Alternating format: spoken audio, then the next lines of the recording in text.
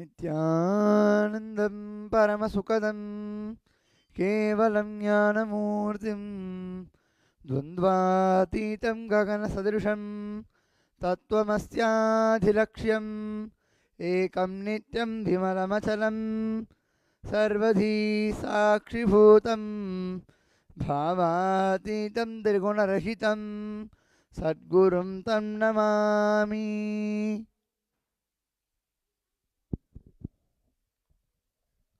Nityananda, we welcome all the devotees, disciples, and visitors who are viewing us today. The Uttamottama Seva being offered at the feet of Sri Nityanandeshwari Parashakti Sameta Sri Nityanandeshwara Paramashiva. The blessings and the grace of Sri Nityananda Paramashiva. We will be witnessing also the third day of the Salakatta Brahmotsavam, which is festival celebrated invoking the presence of Lord Venkateshwara. Uttamatam Seva is a puja where the best of the best we have from us is offered to Lord Paramashiva himself as an upachara to the supreme source of all knowledge and the world itself, Sri Paramashiva. Sri Nityanandeshwara graces us along with Sri Nityanandeshwari seated on her lap, also in the form of self-manifested Swayambhu, which was worshipped by Bhagavan Sri Ramachandra in the Treta Yuga. Just like how Sri Ramachandra had experienced oneness with Paramashiva through worship of the Linga, let us all now offer our deepest gratitude and love to Paramashiva and Swamiji as we offer this Uttamottama Seva, Uttamottama Vaksha Upachara Puja to Lord Paramashiva.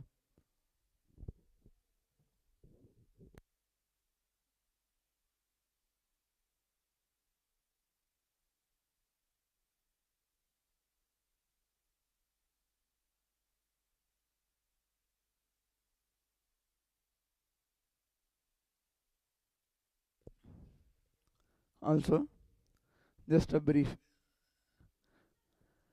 Adi Kailasa Nityananda Peetham is where Swamiji at, at the year of 2003 had begun his public life, starting his mission of spreading Hinduism and establishing Sri Kailasa around the world and making Hinduism legitimate and supportive to the practitioners of Hinduism.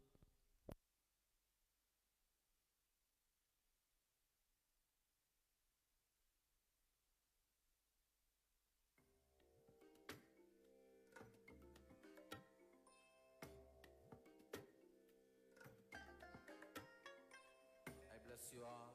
Let you all open all your three eyes and manifest the powers of Mahasadashiva. Om Nityananda Paramashivoham. Om Nityananda Paramashivoham. Om Nityananda Paramashivoham.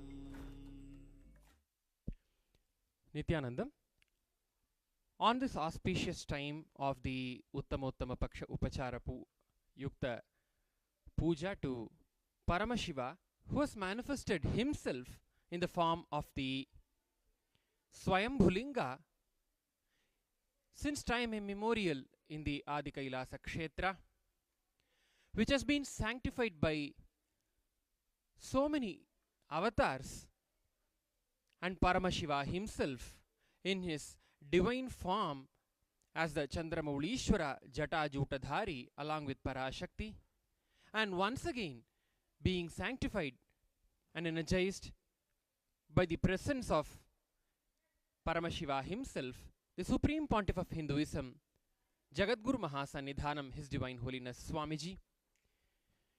As we get ready for the Uttamottama Seva, we request all the viewers of the Nityananda TV and the Naval Center, remembering Paramashiva, His Divine Holiness Swamiji, in your Ananda Gandha, get into a space of deep restful awareness. Bring up all your prayers, the wishes that you want to manifest in your life as reality. Bring up all of them in your inner space. As we enter into the Uttamottama Seva, starting with the Abhishekam to Paramashiva, Swayambhu Nityanandeshwara Paramashiva in the Adi Kailasa Kshetra. Om Nityanandam Paramasukhadam Kevalam Jnanamurtim Dvandvatitam Gagana Sadrisham Tattvamasyadilaksham Yekam Nityam Vimalamachalam Sarvadhi Sakshibhutam Bhavatitam Trigunarahitam Sadgurum Tam Namami. Nityanandeshwara Paramashiva Samarambham Nityanandeshwari Parashakti Madhyamam Asmadacharya Paryantam Vande Guru Paramparam Lalate Tripundri Nitila Krita Kasturi Tilakaha Spuranmala Dhara Spurita Katika Upina Vasanaha Dadhano Dustaram Shirasi Phanirajam Shashikalam Pradipas Sarvesham Arunagiri Yogi Vijayate. Om Ganana Antva Ganapatigam Havamahe Kavim Kavinamupamashravastamam Jyeshtarajam Brahmanam Brahmanaspata Anashrinvan Utibhisidasadanam. Om Shri Mahaganapataye Namaha.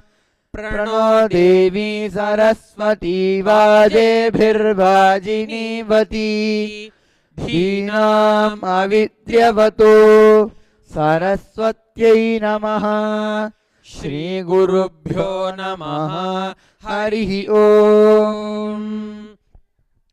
Om Namo Bhagavate Rudraya. Om Namaste Rudramanyava Utota Ishave Namaha. Namaste Astu Dhanvane Bahubhyamudate Namaha.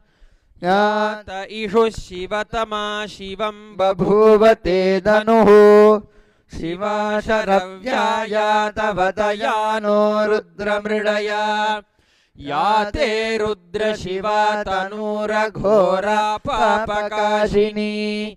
Tayanastanu Bhashantamaya Girishantabhichakashihi. Yamishangirishanta Haste Bibharshastave. Shivangiritratang Kurumahigam Si Purusham Jagat. Shive Navachasa Tvagirishachavadamasi. Yathana Sarvamijjagada Yakshmagum Sumana Asat. Adhyavotadadivakta Prathamo Devyo Bhishak. Ahigascha Sarvan Jambhajan Sarva Ashayadudhanyaha. Asojastamro Aruna Utababhrusu Mangalaha. Ye Chemagu Rudra Abhito Dikshushrita Sahasraso Meshagum Heda Imahe. Asaujo Vasarpati Nilagrivo Vilohitaha. Utainam Gopa Adrishan Adrishan Udaharjaha. Utainam Vishwabhutani Sadrishto Mridayatinaha. Namo Astu Nilagrivaya Sahasrakshaya Mishushe. Athoje Asya Sattvano Hantebhyo Karannamaha. Pramanta Dhanvanastvam Upajorat Nijorjam. यास्ते हस्त ईशभः पराता भगवो वप अवदद्यधनुस्त्वं सहस्राक्षशते शुधे निशीर्य शल्यानामुखा शिवो न सुमना भव विद्यन्धनुः कपर्दिनो विशल्यो बाणवागुमुत अनेशन्नस्त्येषव आपुरस्य निषङ्गतिः याते हेतर्मेढुष्टमहस्ते बभूव ते धनुः तजास्मान् विश्वतस्त्वमयक्ष्मजा परिभुजा नमस्ते अस्त्वायुधाजानातदाय धृष्णवे उभाभ्यामुत ते नमो बाहुभ्यां तव धन्वने परिते धन्वनो हेतिरस्मान् वृणक्तु विश्वतः अतो य इषुधिस्तवारे अस्मन्निधेहितम् नमस्ते अस्तु भगवन् विश्वेश्वराय महादेवाय त्र्यम्बकाय त्रिपुरान्तकाय त्रिकालाग्निकालाय कालाग्निरुद्राय नीलकण्ठाय नित्यानन्दाय मृत्युञ्जयाय सर्वेश्वराय सदाशिवाय श्रीमन्महादेवाय नमः नमो हिरण्यवाहवे सेनान्ये दृशाञ्च पतये नमो नमो वृक्षेभ्यो हरिकेशेभ्यः पशूनां पतये नमो नमः सस्पिञ्जराय त्विषीमते पतीनां पतये नमो नमो बब्लुषाय व्याधिनेन्नानां पतये नमो नमो हरिकेशायोपवीतिने पुष्टानां पतये नमो नमो भवस्य हेत्यै जगतां पतये नमो नमो रुद्राय तथाविने क्षेत्राणां पतये नमो नमः सूतायाहञ्च यवनानां पतये नमो नमो ॐ धूरधिधूर्वधूर्वन्तं धूर्वतयोऽस्मान् धूर्वधितं धूर्भजं भजं धूर्वामः नित्यानन्देश्वरी पराशक्ति समेत श्री नित्यानन्देश्वर परम शिवाय जन्म पुरुषं जगत् अभिभ्रदग्न आगहि श्रेजामः परिपातय श्री नित्यानन्देश्वरी पराशक्ति समेत श्री नित्यानन्देश्वर परम शिवाय जन्म दीपं दर्शयामि ॐ अमृते अमृतोद्भवे अमृतवर्षिणी अमृतं श्रावय श्रावय स्वाहा श्री नित्यानन्देश्वरी पराशक्ति समेत श्री नित्यानन्देश्वर परम शिवाय जन्मः नैवेद्यं निवेदयामि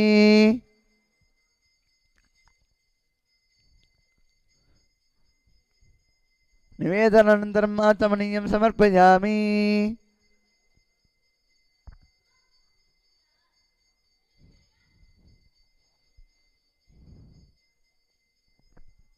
ॐ तन्महेशाय विद्महे वाक्विशुद्धाय धीमहि तन्नः शिवः प्रचोदयात् व्योमव्योमाय विद्महे सूक्ष्मसूक्ष्माय धीमहि तन्नः सूक्ष्मः प्रचोदयात् निरञ्जनाय विद्महे निराभासाय धीमहि तन्नः सूक्ष्मः प्रचोदयात् श्री नित्यानन्देश्वरी पराशक्ति समेत श्री नित्यानन्देश्वर परम शिवाय नमः कर्पूर नीराजनं सन्दर्शयामि रक्षां धारयामि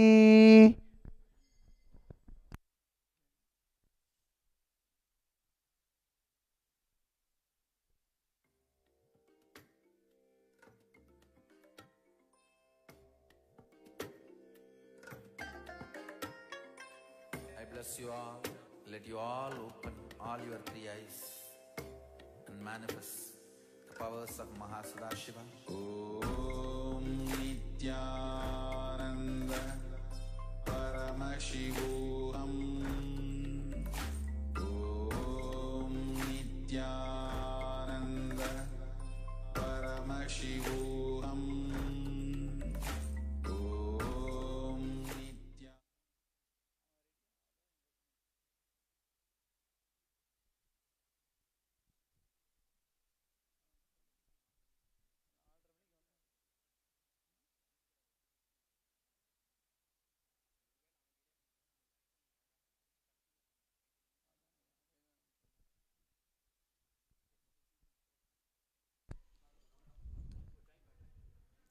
ಓಂ ಶ್ರೀ ಗುರುಭ್ಯೋ ನಮಃ. ಹರಿ ಓಂ.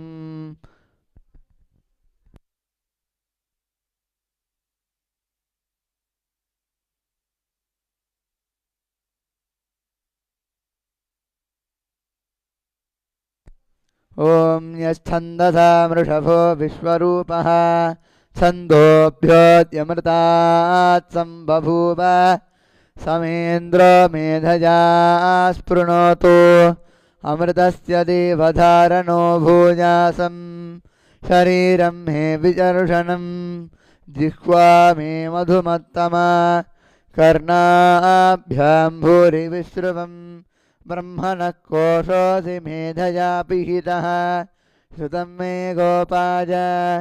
ಓಂ ಶಾಂತಿ ಶಾಂತಿ ಶಾಂತಿ. ಓಂ ಮೇಧಾದೇವಿ ಜುಷಮಾನಾನ ಆಗಾತ್ ವಿಶ್ವಾಸಿ ಭದ್ರಾಸು ವನಸ್ಯಮಾನಾ ಸ್ವಜಾಜುಷ್ಟಾನುದಮಾನಾನ್ ದುರುಕ್ತಾನ್ ಬೃಹದ್ವತೇಮ ವಿಜತೆ ಸುವೀರಾಃ ತ್ವಜಾತುಷ್ಟ ಋಷಿರ್ಭವತಿ ತೇ ವಿತ್ವಜಾ ಬ್ರಹ್ಮಾಗತಃ ಶ್ರೀಋತತ್ವಜಾ ತ್ವಜಾಜುಷ್ಟಶ್ಚಿತ್ರಂ ವಿಂದತೆ ವಸುತಾನೋ ಋಷಸ್ವ ದ್ರವಿಣೋ ನ ಮೇಧೆ ಮೇಧಾಂ ಮ ಇಂದ್ರೋ ದಧಾತು ಮೇಧಾಂ ದೇವಿ ಸರಸ್ವತಿ ಮೇಧಾಂ ಮೇ ಅಶ್ವಿನಾ ಉಭಾವಾದ ಕಾಂಬುಷ್ಕರಸ್ರಜಾ ಅಪ್ಸರಾಷು ತಜಃ ಮೇಧಾ ಗಂಧರ್ವೇಷು ಚ ಜನ್ಮನಃ ದೇವೀಂ ಮೇಧಾ ಸರಸ್ವತಿ ಸಾ ಮಾಂ ಸುರಭಿರ್ದುಷತಾಗ್ ಸ್ವಾಹಾ ಆಮಾಂ ಮೇಧಾ ಸುರಭಿರ್ವಿಶ್ವರೂಪ ಹಿರಣ್ಯವರ್ಣಾ ಜಗದೀಜಗಮ್ಯಾ ಊರ್ಜಸ್ವತಿ ವಯಸಾ ಪಿನ್ವಮಾನಾ ಸಾ ಮಾಂ ಮೇಧಾ ಸುಪ್ರತೀಗಾಜುಷಂತಾಂ ಮಜಿ ಮೇಧಾಂ ಮಜಿ ಪ್ರಜಾಂ ಮಯಿ ಯಜ್ಞಸ್ತೇಜೋ ದಧಾತು ಮಜಿ ಮೇಧಾಂ ಮಜಿ ಪ್ರಜಾಂ ಮಯಿ ಇಂದ್ರ ಇಂದ್ರಿಜಂ ದಧಾತು ಮಜಿ ಮೇಧಾಂ ಮಜಿ ಪ್ರಜಾಂ ಮಜಿ ಸೂರ್ಯೋ ಭ್ರಾಜೋ ದಧಾತು. ಓಂ ಶಾಂತಿ ಶಾಂತಿ ಶಾಂತಿ.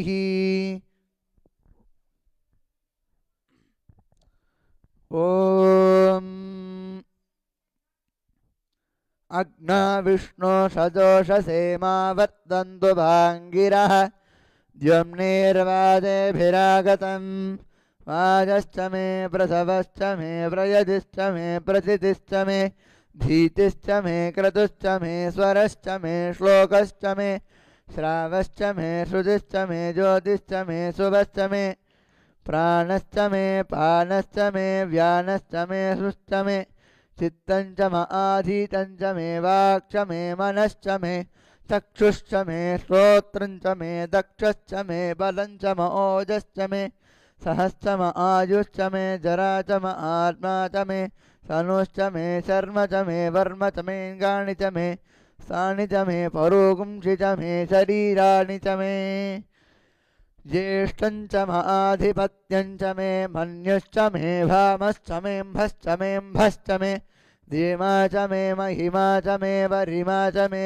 प्रतिमा च मे वर्ष्मा च मे द्राहुजा च मे वृद्धं च मे वृद्धिश्च मे सत्यं च मे श्रद्धा च मे जगच्च मे धनं च मे वसश्च मे त्रिषिश्च मे क्रीडा च मे मोदश्च मे जातं च मे जनिष्यमानं च मे सूक्तं च मे सुकृतं च मे वित्तं च मे वेद्यं च मे भूतं च मे भविष्यश्च मे सुगं च मे सुभदं च मरुद्धं च म ऋद्धिश्च मे क्लिप्तं च मे क्लिप्तिश्च मे मतिश्च मे सुमतिश्च मे षञ्च मे मजश्च मे प्रियञ्च मे नुकामश्च मे कामश्च मे सोमनसश्च मे भद्रञ्च मे क्षेयश्च मे वस्यश्च मे यशश्च मे भगश्च मे द्रविणञ्च मे यन्ता च मे धर्ता च मे क्षेमश्च मे धृतिश्च मे विश्वञ्च मे महश्च मे संविच्च मे ज्ञात्रं च मे सोश्च मे प्रसोश्च मे क्षीरञ्च मे रजस्समृतञ्च मे मृतञ्च मे यक्ष्मञ्च मे नामजश्च मे जीवातुश्च मे दीर्घायुत्वञ्च मे नमित्रञ्च मे भजञ्च मे सुगं च मे शयनं च मे सूसा च मे सुधिनं च यश्च मे पुष्टं च मे पुष्टिश्च मे विभु च मे प्रभु च मे बहु च मे भोजश्च मे पूर्णं च मे पूर्णतरं च मे क्षितिश्च मे कोजवाश्च मे नं च मे कृश्च मे वीरयश्च मे यवाश्च मे मासाश्च मे तिलाश्च मे मुद्गाश्च मे खल्वाश्च मे गोधूमाश्च मे मसुराश्च मे प्रियङ्गवश्च मे नवश्च मे श्यामाकाश्च मे नीवाराश्च मे अश्मा च मे मृत्तिका च मे गिरयश्च मे पर्वताश्च मे शिखराश्च मे वनस्पतयश्च मे हिरण्यं च मे यश्च मे शीजं च मे द्रवश्च मे श्यामं च मे लोहं च मे अग्निश्च म आपश्च मे विरुधश्च मौषधयश्च मे कृष्णपत्यं च मे कृष्णपत्यं च मे ग्राम्या च मे बसव आरण्याश्च यज्ञेन कल्पताम् वित्तं च मे वित्तिश्च मे भूतं च मे भूतिश्च मे वसु च मे वसतिश्च मे कर्म च मे शक्तिश्च मे थश्च म हेमश्च म इतिश्च मे गतिश्च मे अग्निश्च म इन्द्रश्च मे सोमश्च म इन्द्रश्च मे सविता च म इन्द्रश्च मे सरस्वती च म इन्द्रश्च मे पूषा च म इन्द्रश्च मे बृहस्पतिश्च म इन्द्रश्च मे मित्रश्च म इन्द्रश्च मे वरुणश्च म इन्द्रश्च मे त्वष्टा च म इन्द्रश्च मे धाता च म इन्द्रश्च मे अश्विनौ च म इन्द्रश्च मे मरुतश्च म इन्द्रश्च मे विश्वे च मे देवा इन्द्रश्च मे पृथिवी च म इन्द्रश्च मे अन्तरिक्षं च म इन्द्रश्च मे द्यौश्च म इन्द्रश्च मे दिशश्च म इन्द्रश्च मे मूर्धा च म इन्द्रश्च मे प्रजापतिश्च म इन्द्रश्च मे अगुंजुश्च मे रश्मिश्च मेधाभ्यश्च मे धिपतिश्च म उपागुंजुश्च मेऽन्तर्यामश्च मैद्रवाव्यवश्च मे मैत्रावरुणश्च म आश्विनश्च मे प्रतिप्रस्थानश्च मे शुक्रश्च मे मन्ती च म आगृह्यनश्च मे वैश्वदेवश्च मे ध्रुवश्च मे वैश्वानरश्च मरुतग्रहाश्च मे दिग्राह्या सम ऐन्द्राग्निश्च मे वैश्वदेवश्च मे मरुत्वतीयाश्च मे माहेन्द्रश्च म आदित्यश्च मे सावित्रश्च मे सारस्वतश्च मे पौष्णश्च मे पातिभदश्च मे हार्योजनश्च मे इद्मश्च मे बर्हिश्च मे वेदिश्च मे दुष्णिया च मे क्षुरश्च मे समसाश्च मे ग्रावाणश्च मे स्वरवश्च म उपरवाश्च मे दिशवने च मे द्रोणकलशश्च मे वायव्यानि च मे भूतभृच्च म आदभनीजश्च म आग्नेयीद्यञ्च मे हविर्धानं च मे ग्रहा च मे षडश्च मे पुरोडाशाश्च मे वसताश्च मे अवभृतश्च मे स्वर्गाकारश्च मे अग्निश्च मे घर्मश्च मे अर्कश्च मे सूर्यश्च मे प्राणश्च मे श्वमेधश्च मे पृथिवी च मे दितिश्च मे दिशिश्च मे जोश्च मे सक्वरीरङ्गुलज्योतिषश्च मे यज्ञेन कल्पतां वृक्ष मे ताम च मे स्तोमश्च मे यजुश्च मे तीक्षा च मे तपश्च मरुतश्च मे घृतं च मे होरात्रयो वृष्ट्या बृहद्रतन्तरे च मे यज्ञेन कल्पेताम् गर्भाश्च मे वत्साश्च मे द्रविश्च मे द्रवी च मे दिद्यवा च मे दिद्योही च मे पञ्चाविश्च मे पञ्चावी च न कल्पतागुश्रोत्रै यज्ञेन कल्पताम् मनो यज्ञेन कल्पतां वाग्यज्ञेन कल्पताम्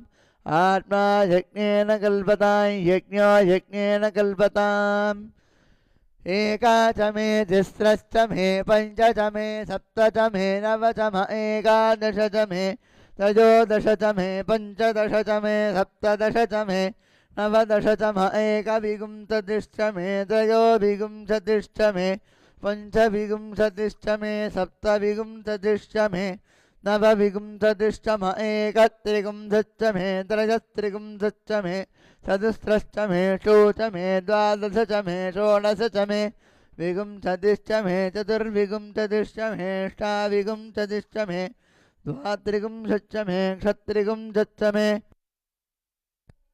चत्वारिकं षच्च मे चतुश्चत्वारिकं षच्च मे अष्टाचत्वारिकं षच्च मे वाजश्च प्रसवश्च पितश्च क्रतुश्च शुभश्च मूर्धा च व्यश्निजश्चान्त्यायनश्चान्तिश्च भुवनश्च भुवनश्चाधिपतिश्च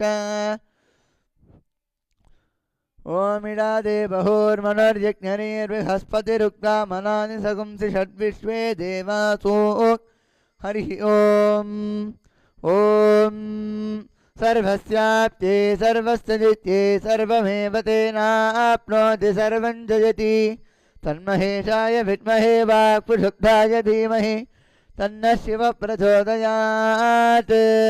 नित्यानन्देश्वरी पराशक्ति समेत नित्यानन्देश्वर परमशिवाय नमः। सर्वोपचार पूजार्थे महामंगल नीराजनं सन्दर्शयामि रक्षान्धारयामि।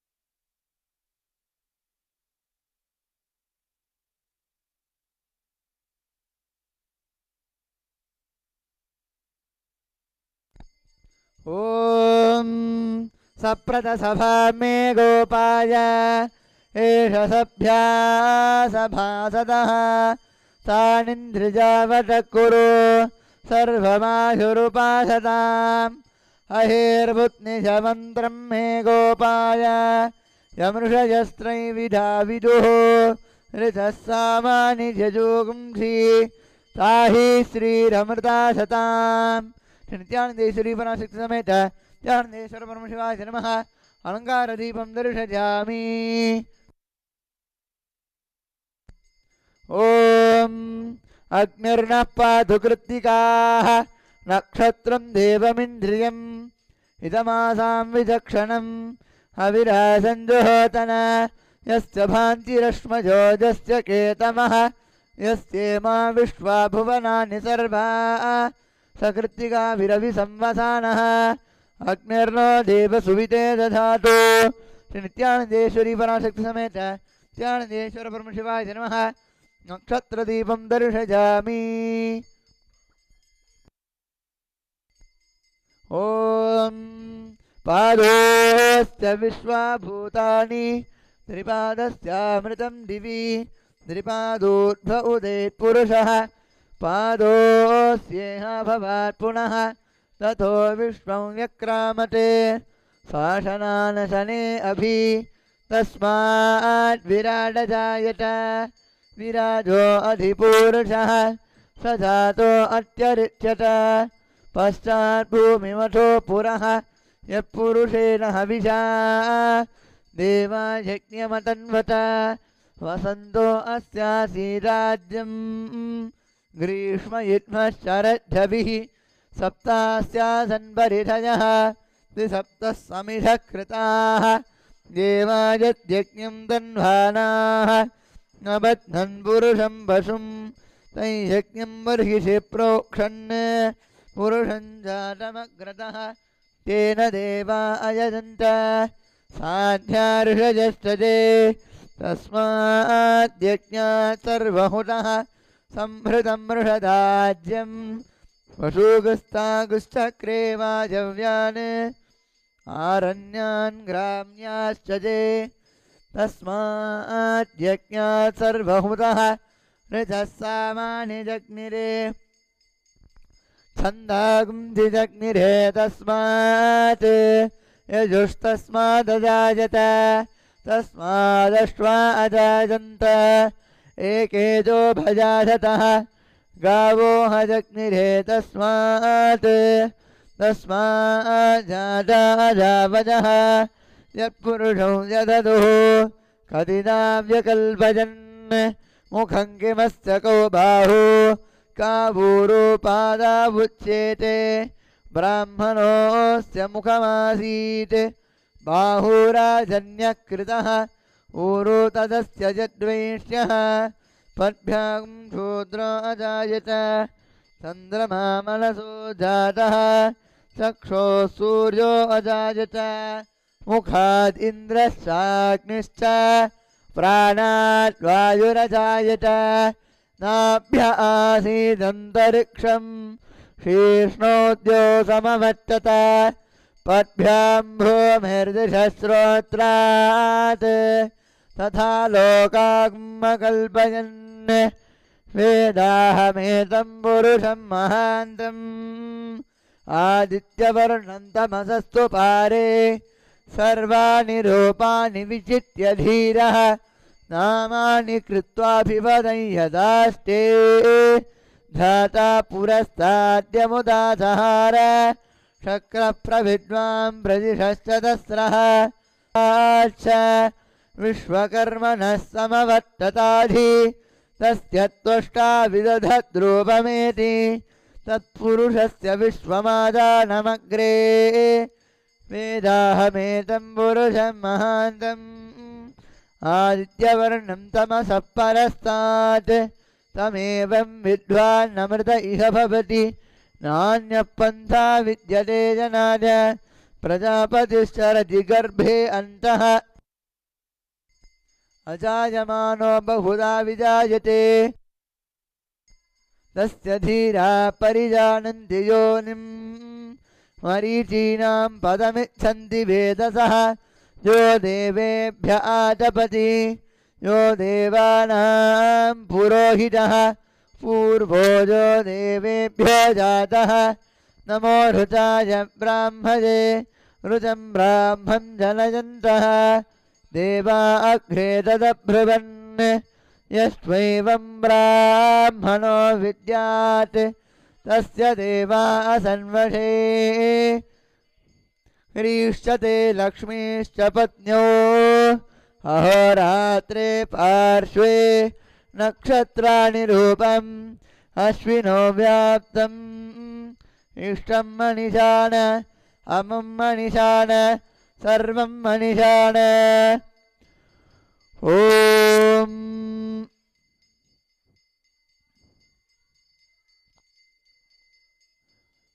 सहस्राणि सहस्रशोदे रुद्रा अधिभूम्याम् तेजागु सहस्रजोधने वधन्वानि तन्मसि अस्मिन् महत्यर्णवेऽन्तरिक्षे भवा अधि नीलग्रीवाश्चितिकण्ठा शर्वा अधः क्षमाचराः नीलग्रीवाश्चितिकण्ठादिभगं रुद्रा उपसृताः ये वृक्षेषु सस्पिञ्जरा नीलग्रीवा विलोहिताः ये भूतानामधिपतयोऽपि शिखासक्कवर्धिनः ये अन्येषु विविध्यन्ति पात्रेषु विपतो धनान् ये पताम्बितिरक्षय ऐलभृडायौयुधः ये तीर्थानि प्रचरन्ति शिखावन्तो निषङ्गिनः ययेतावन्दश्च भूजागुन्दश्च दिशो रुद्राविजस्थिरे येषागु सहस्रयोधने वधन्वानि तन्मसि नमो रुद्रेभ्यो ये पृथिव्यायेऽन्तरिक्षे ये दिवि येषामन्नं वातो वर्षमिषभस्ते भ्यो दश प्राचीर्दश दक्षिण दश प्रतीचीर्दशोदीचीर्दशोद्भास्तेभ्यो नमस्ते नो मृडयन्तु तेजं दुष्मोजश्च नोद्वेष्टितं भोजं भेददामि त्र्यम्बकं यजामहे सुगन्धिं पुष्टिवर्धनम् ऊर्वारुकमिव बन्धनान् मृत्योर्मुक्षीयमामृतात् यो रुद्रो अग्नो यो सुज ओषधि सुजो रुद्रो विश्वा भुवन विवेश तस्मै रुद्राय नमो अस्तु तमुष्टुहियश्विषुस्तु धन्वाजो विश्वस्य भेषजस्य यक्ष्वामहेशो मनसाय रुद्रं नमो भिर्देवमसुरन्दुभस्य अजं मे हस्तो भगवान् अजं मे भगवत्तरः अजं ये विश्वभेषजो यगं शिवाभिवर्षणः एते सहस्रमयुतं पाशा मृत्यो मत्याय हन्तवे तान्यज्ञस्य माजया सर्वान्नमयजामहे मृत्यवे स्वाहा मृत्यवे स्वाहा ॐ नमो भगवते रुद्राय दृष्टवे मृत्युर्मे पाहि प्राणानां ग्रन्थिरसि रुद्रो मा विषाण्डकः तेनान्नेनाप्यायस्व नमो रुद्राय दृष्टवे मृत्युर्मे पाहि ॐ शान्तिः शान्तिः शान्तिः ॐ राजाधिराजाय प्रसंयसाहिने नमो भजम्बै श्रवणाय कुर्महे समे कामां कामकामाय मह्यं कामेश्वरो वै श्रवणो दधातु कुबेराय वै श्रवणाय महाराजाय नमः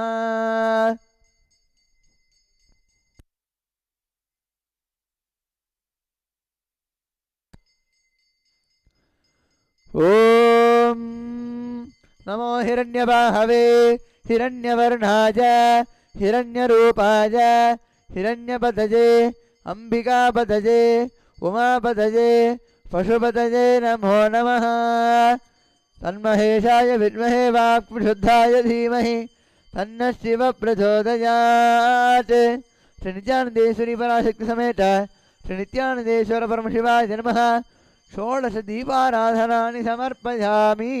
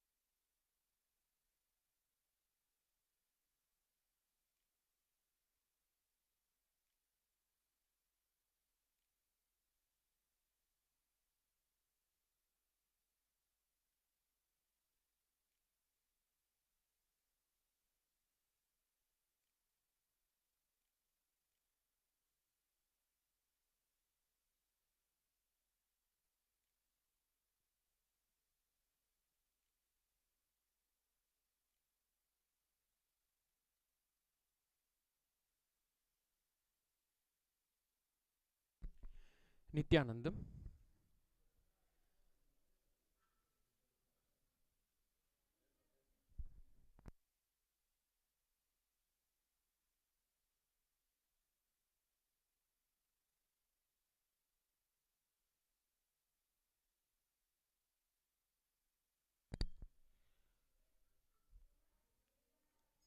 Paramashiva, who is beyond the form and the formless, assumes various different forms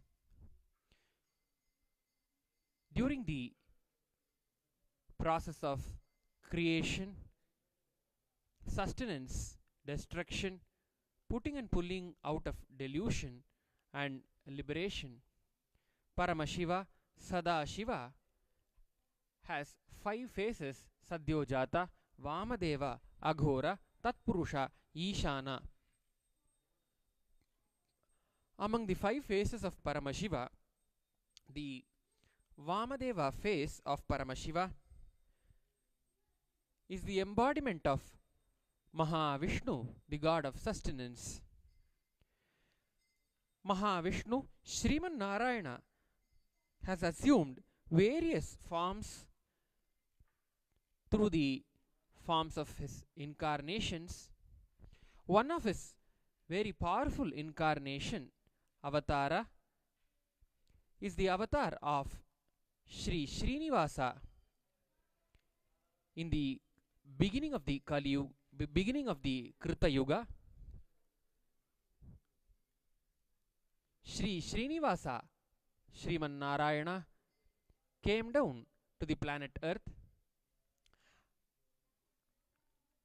and started residing in the Venkatadri, Venkatachala, atop the hill of Venkata, along with his consorts Sri Devi and Bhudevi. In the Kali Yuga, Sri Venkateshwara Swami, out of his deep compassion, decided and started gracing through his form, which became visible to all the beings. Sri Venkateshwara Swami is Kali Yuga Varada,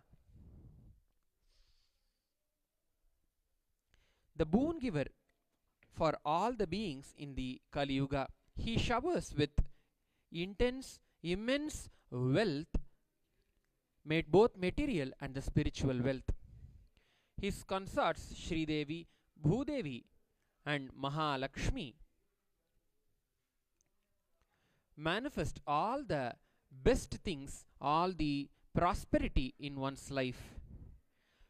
Kubera, the god of wealth, the Yaksha, who's the god of wealth, serves Sri Mahalakshmi as her devotee. Today, as a part of the Uttama Seva, we offer the worship to Sri Venkateshwara Swami, Sri Devi, Bhudevi, Sri Mahalakshmi and Sri Kubera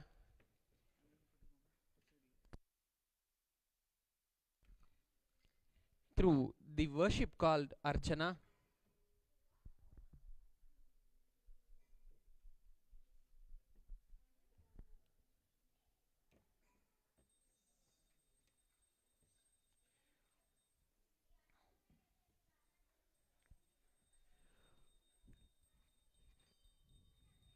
ईशानां जगतोऽस्य वेङ्कटपतेर्विष्णोः परां प्रेयसीं तद्वक्षस्थलनित्यवासरसिकां तत्क्षान्तिसंवर्धिनीं पद्मालङ्कृतपाणिपल्लवयुगां पद्मासनस्थां श्रियं वात्सल्यादिगुणोज्ज्वलां भगवतीं वन्दे जगन्मातरं श्रियः कान्ताय कल्याणनिधये निधयेऽर्थिनां श्रीवेङ्कटनिवासाय श्रीनिवासाय मङ्गलम्। कमलाकुचूचुककुङ्कुमतो नियतारुणिता तुलनीलतनो कमलायतलोचनलोकपते विजयी भव वेङ्कटशैलपते शान्ताकारं भुजगशयनं पद्मनाभं सुरेशं विश्वाधारं गगनसदृशं मेघवर्णं शुभाङ्गं लक्ष्मीकान्तं कमलनयनं योगिभिर्ध्यानगम्यं वन्दे विष्णुं भवभयहरं सर्वलोकैकनाथम्.